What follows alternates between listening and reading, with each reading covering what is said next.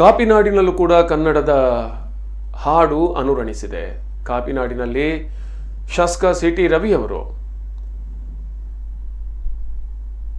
ಕೋಟಿಕಂಠ ಗಾಯನದಲ್ಲಿ ಹುಟ್ಟಿದರೆ ಕನ್ನಡ ನಾಡಲ್ಲಿ ಹುಟ್ಟಬೇಕೆನ್ನುವ ಹಾಡಿಗೆ ಕುಣಿದಿದ್ದಾರೆ.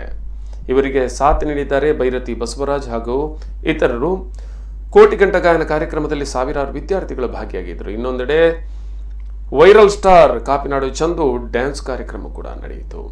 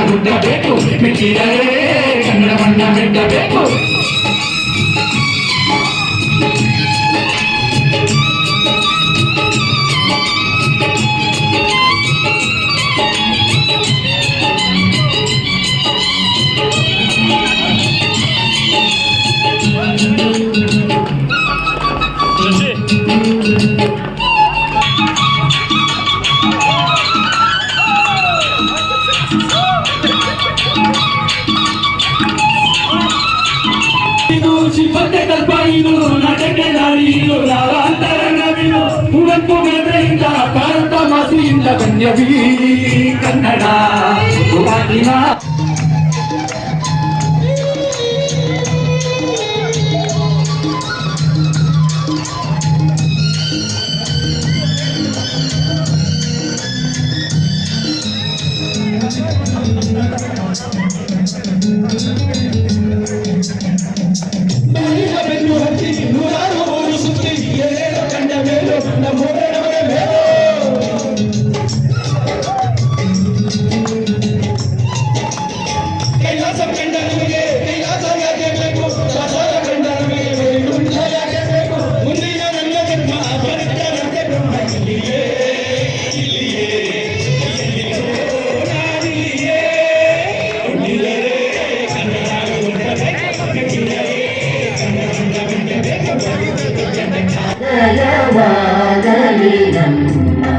ಚೆಲುವ ಕನ್ನಡ ನಾಡು.